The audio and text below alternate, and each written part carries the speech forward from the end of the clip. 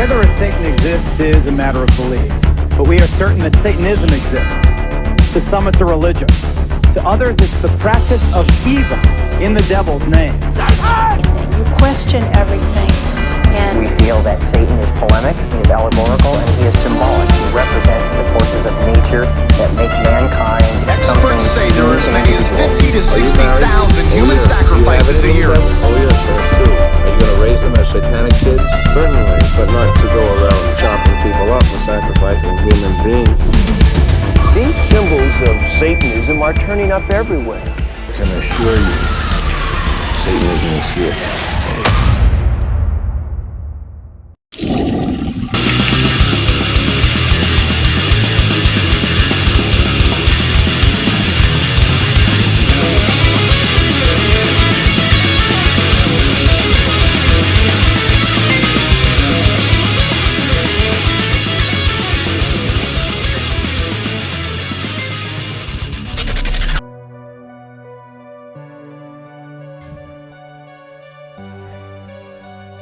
What's up, everybody? Welcome back to Beyond the Gray Media. Josh here, checking in on you out there in YouTube. Like YouTube, if ever there's been a week to give yourself a nice, quick little stretch, oh my God, and a bend.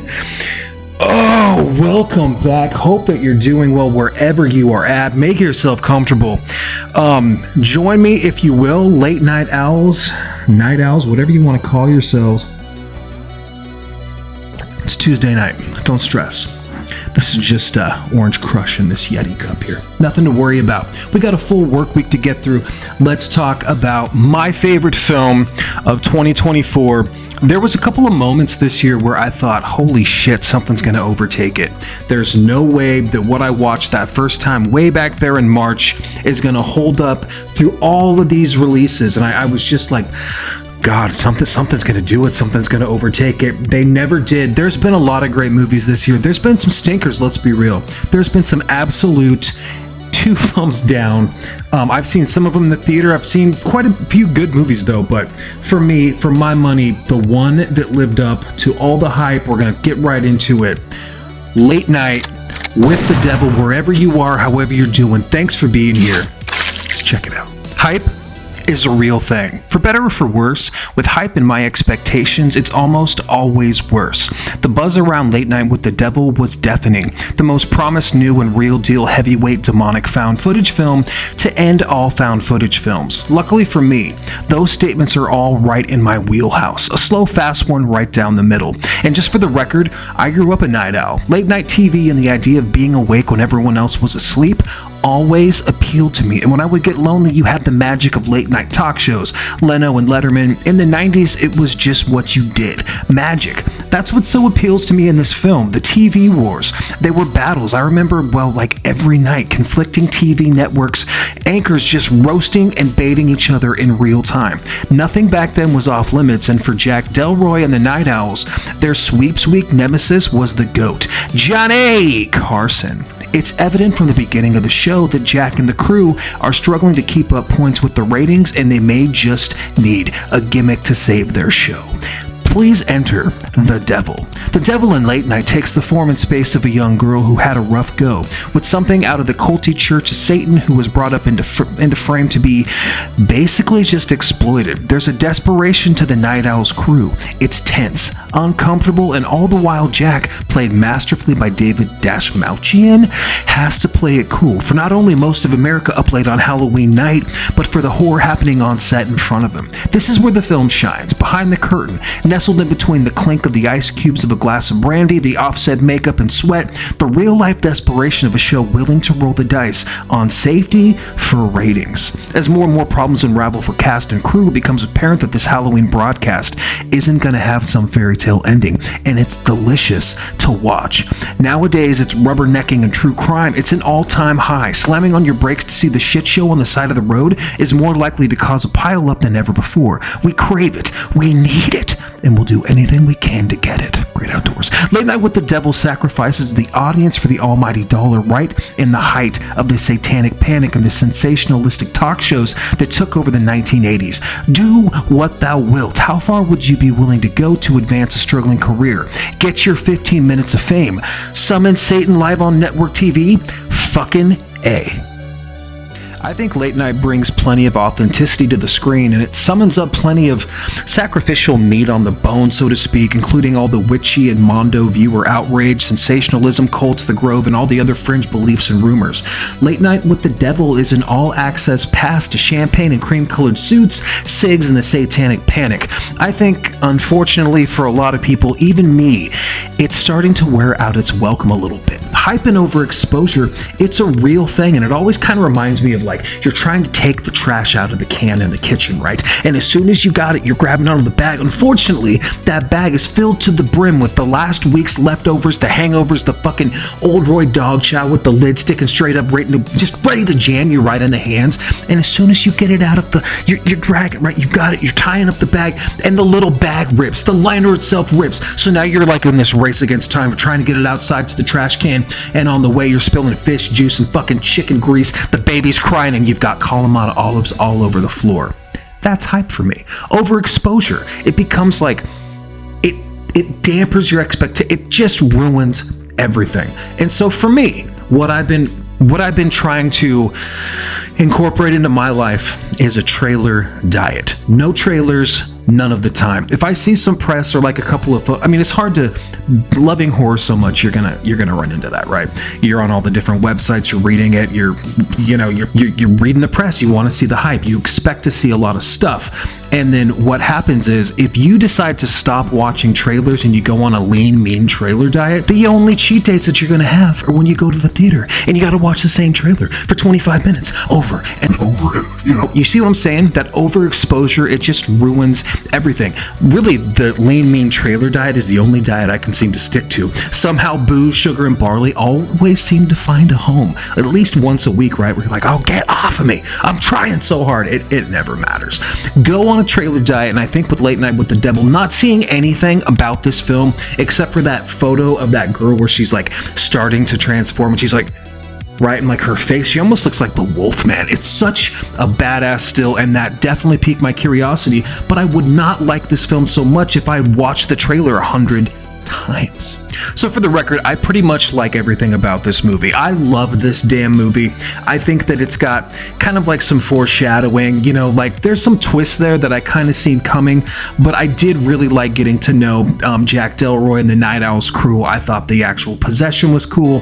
The worm scene tripped me out. I thought that was so awesome. I love the idea of him actually playing back the audio and the video, showing the audience being hypnotized. I thought the dude kind of playing with the Amityville and Ed and Lorraine, kind of poking holes, being the natural hoax. Like, that was really cool. I thought everything about all that was really, really awesome. And what it reminded me of was this film right here, The First Family of Satanism. This movie scared me when I was a little kid. I borrowed this from my brother's girlfriend now, but doesn't that not, I'm going to try to get it up there, does that not look like it's just going to be the set piece for Late Night with the Devil, where it's Anton LaVey's daughter there, Zena LaVey, and Nicholas Schreck of the Werewolf Society or the Werewolf Coven? This was just Bob Larson being a total dick and just totally taking his right-wing Christian agenda and kind of spinning it right in the face and then profiting. This probably cost $40 back in the day, right at your mom and pop Christian bookstore. So I was kind of set up to love movies like Late Night. I love all that stuff with Geraldo and all of that stuff that was happening in the 80s, where it was like, must-see TV, where they had these real-life murderers and set designs and Satanists and everybody was on. It was super awesome. So yeah, First Family Satanism, throwback Late Night with the Devil. Let's look at this release really quick, and I'm going to get out of your hair. Lean and mean tonight, like my trailer diet. This is the Late Night with the Devil 4K release from Second Sight. There's a lot of great versions of this Cape Light. I initially pre-ordered that one.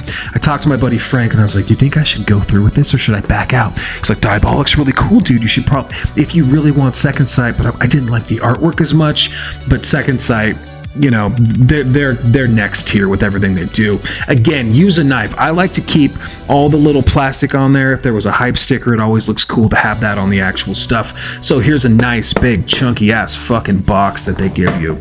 I haven't even opened these yet, but they've got all of the late. Here we go, right? That's what for the taping. We're gonna go ahead and open this baby up. We'll look at, there's no nudity, but you got these lobby cards. These are just paper. Why are we paying more for these? These are trash. I mean, I guess if you had you look like a serial killer if you just like papered your walls with these everywhere. I don't know what to do. They're kind of cool to flip through. The ones from It Follows are, I mean, they smell nice. What the hell? What do you do with lobby cards? So you got Jack. You've got, I forget his name. He might as well go by like Klaus, right? He's got a weird name. You got the girl and the kind of like new mom, right? That's kind of taking her in, selling the book. You got homeboy that wants the ratings and his scotch. You got dude that's gonna die, spoiler. You got kind of like the everyman, kind of like how everyone's got their little side piece. Side piece of the budget. And then pretty cool lobby cards for, you know, whatever they're worth, I guess, whatever you do with them. Then you got the book, and that's where Second Sight. I do kind of wish, I know I'm all over the place trying to get through this quick. I wish this was a hardbound book similar to It Follows, but I mean, I can't complain. How many pages is this damn thing? 112, 116 pages. Late Night with the Devil kind of looks like a conspiracy book that you would have back in the day, right? It's got like, dude. That's why Second Sight kills it. The actual design, pretty sick, right? I'll try to see if I can find another really cool. There's some awesome stills. I love going back in time and kind of reading these things and you got nothing to do. It's raining out, it's snowing, right? And you just kind of going through a movie. And while you put the movie on, you just kind of just peek at it. Just give yourself a little chance. Pretty awesome. So you got the booklet there. And then what else did this bad mother ever come with? The actual disc itself. So kind of opens up. It's got a nice little pentagram on the outside. Pop this bad boy open. Disc art. You got Jack and then what's her name? I don't know if there's anything underneath. I did watch the 4K on Halloween. This was a Halloween miracle. I almost panicked and bought this thing. And I wasn't going to watch it on Prime, right? Because I watched it the night that it came out. I was so excited. The hype was everywhere for this film. And so I went out and I watched it back in March when it came out. And then I was like, if I don't get this by Halloween, I'm going to have to break down and just buy another version of it because I want to watch it on physical. I love everything physical media. And I was like, there's no way it's going to come. And a Halloween evil, right? The stars aligned, whatever you want to say. And I got this bad motherfucker right on my doorstep.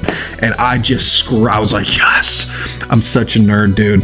I haven't watched all the special features, but I can tell you with pretty, relatively certain that people were worried whether or not the 4K was going to be a good environment for this kind of film. I don't know if environment's the right term, but if the medium, if the format was going to actually lend itself to, does it need to be 4K? If it's supposed to look like some sort of like public access show from the 70s and, isn't it supposed to kind of look like it was taped? Is there going to be static and lines? There's a little bit of that. And there's a little bit of framing, right? But the 4K looks so good. You can see everything. You can see the wrinkles on the suit. You can see his wife in the can. It looks really, really good. I mean, super fans are going to go out and buy this crazy edition. I think if you can just pick up the Blu-ray or, there's another 4K for 20 or 25 bucks. This thing was a little expensive at like 45. But I love this film. My favorite of the year. I wanted to have all the little goodies and the extras, right? I'm a fiend. 1977 Halloween night. So I know there's a ton of special features. I popped them in and I started watching them Halloween night, but like you do on Halloween, it was getting a little bit late and I was having a couple pops, if you know what I'm saying, a little bit of that hoochie hoo. So Late Night with the Devil, man, I'm telling you right now, my favorite release of the year. My second favorite is actually Sting, the Spider movie that reminds me of Arachnophobia. I think that movie is damn good. Wherever you are, however you've been getting through this thing, thanks for sticking with us here. Late Night with the Devil, 4K, Second Sight, incredible release as usual. Take care of yourselves. If you want to see more from me, please follow me on social media. Like, comment, subscribe, talk some shit down there. And then, I so appreciate you guys. Let's get to 1,000. Take care of yourselves. Cheers.